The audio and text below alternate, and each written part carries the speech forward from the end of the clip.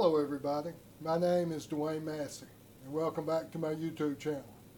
In my YouTube video entitled Team Cohesion Part 4, Guidelines for Developing Team Cohesion.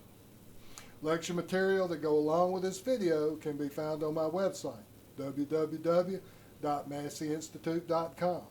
If you want to stop this video at this point and download these materials, please do so. Go to the website, select the Lecture Material tab, select the title of this video, and print out the associated material. You can then follow along on it as the video progresses. You may restart the video when you are ready to do so. Let's go ahead and get started. Today we're going to focus on specific guidelines for building team cohesion. These include work to develop effective lines of communication between player to player, coach to player, and coach to coach. Delineate clear individual roles for team members. Develop pride within subunits. One way to do this is to give your group a nickname. While I was at the University of Southern Mississippi, there was a coaching change. Bobby Collins left as head coach and went to SMU, and Jim Carmody was hired to replace him. Of course, Coach Carmody brought in his own coaching staff, and Rick Trickett was hired as the new offensive line coach. Up until that time, USM had been known as a defensive team. Coach Trickett recognized that the offense at USM had an inferiority problem, and he made it his mission to take steps to change the mentality on the offensive side of the ball. One way he endeavored to do this was he decided to give the offensive line a nickname. The nickname he decided to give us was the Labor Gang. And he informed us that this was because we would be the hardest working unit on the team. And he was right. There were nights when everybody else had gone in and we were still out on the field practicing. There were nights when we did not get out of practice until after the cafeteria had closed and it was too late for us to get anything to eat. I do think it helped change the mentality and mindset on the offensive side of the ball. How much of a difference it made by itself, I don't know. I do know we went on to be one of the most prolific offenses in the history of the university, and I do think Coach Trickett's approach in this regard had an effect. Other more famous team nicknames include the Hogs, which was the offensive line for the Washington Redskins in the 1980s and 90s. The Purple People Eaters, the name of the Minnesota Vikings defense, particularly during the 1960s and 70s. The Fearsome Foursome, the defensive line of the Los Angeles Rams during the 1960s, considered by many to be the greatest defensive line in NFL history. The unit consisted of Rosie Greer, Merlin Olsen, Deacon Jones, and Lamar Lundy. Encourage your group identity. The awarding of team jackets. I can remember what a big deal it was to get my first letter jacket in high school. We were given the jackets at the end of the school year in May, and in Mississippi that time of year it's 80 to 90 degrees out.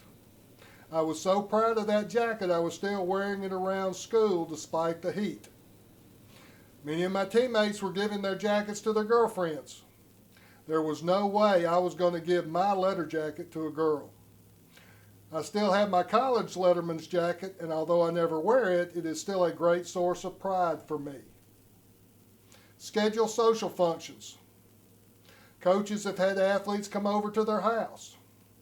There's a story of the coach who is watching TV, and it dawns on him that there are a couple of his athletes watching TV with him. There's another playing with his kids, and there is still another in the kitchen helping his wife prepare dinner. There was a sitcom in the 1970s called Welcome Back, Kotter. Some of you may remember it. It was about this teacher who goes back to his high school to teach a group of troubled kids similar to himself at that age called the Sweat Hogs. When the Sweat Hogs would come over to his house to visit, they would never come to the front door, but would climb up the fire escape and knock on the window. I always thought it's got to be neat for your students to think so much of you that they would climb through the window to see you when they visit. It may just be me. There is the example of the coach in the Delta of Mississippi who would open the weight room on Friday nights during the off season. If you know anything about the Delta of Mississippi, in these small communities, they roll up the sidewalks after dark and there's not much for kids to do. The coach cultivated a loose social atmosphere and the workouts were more laid back than at other times during the year. The supervisory atmosphere was relaxed and coaches and athletes often worked out together during these training sessions. The coach had a lot of success during his career, having a reputation for beating teams in many cases considered to have superior talent. The coach was convinced that the team camaraderie and unity built during these Friday night training sessions paid huge dividends related to his team's success. Set challenging group goals. Make these goals specific. It is the public that thinks you should go undefeated every year.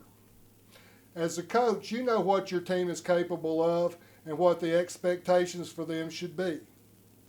Avoid the formation of social cliques. The school can survive cliques. Your team cannot. The motto in this regard should be all for one and one for all. Avoid excessive turnover if possible. We have discussed how the salary cap in professional sports has severely impacted the ability to keep teams together for extended periods of time and have limited the potential of creating sports dynasties. Conduct periodic team meetings. Know the climate of your team. Keep your finger on the pulse of the team. Know who the leaders are. Learn the informal lines of communication. Know the informal roles team members assume. Keep up with the personal lives of team members.